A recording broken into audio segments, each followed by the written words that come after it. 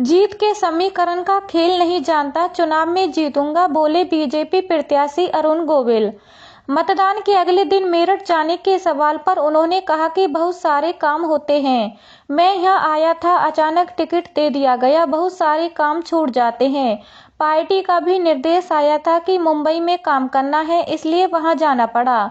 उन्होंने बताया कि पार्टी उनको बेंगलुरु, दिल्ली, बंगाल, चंडीगढ़ और बिहार में भी भेज रही है। मेरठ में 26 अप्रैल को आम चुनाव के मतदान के अगले दिन ही भाजपा उम्मीदवार अरुण गोविल मेरठ से मुंबई चले गए थे।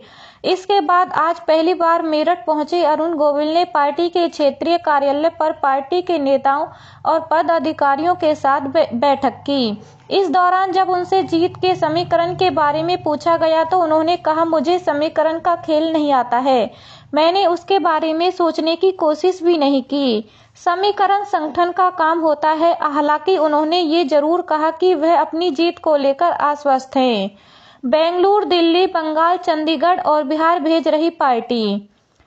मतदान के अगले दिन मेरठ जाने के सवाल पर उन्होंने कहा कि बहुत सारे काम होते हैं। मैं यहाँ आया था, अचानक टिकट दे दिया गया, बहुत सारे काम छूट जाते हैं।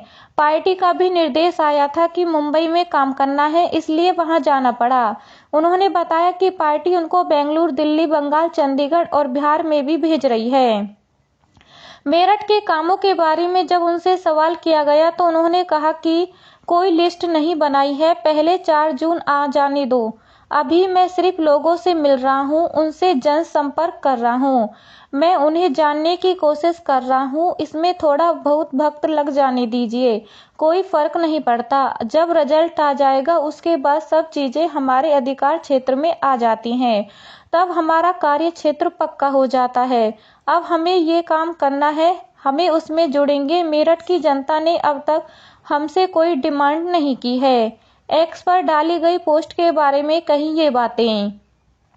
मेरठ से मतदान के अगले दिन मुंबई जाने के बाद अरुण गोविल ने एक्स पर एक पोस्ट की थी।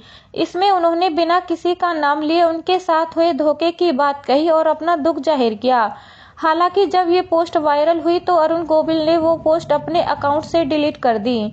आज जब अरुण गोविल से उस पोस्ट के बारे में पूछा गया तो उन्होंने सफाई देते हुए कहा कि वो पोस्ट किसी और संदर्भ में थी, उसका गलत मतलब निकाला गया। उन्होंने कहा कि पिछले 2-3 साल से रोज सुबह एक ट्वीट किया जाता है, जो उसे दिन के विचार होते हैं, वह रोजाना की तरह एक सुविचार था, उसको गलत तरीके से मान लिया गया। मैंने वह किसी के लिए कहा, ऐसा बिल्कुल नहीं है।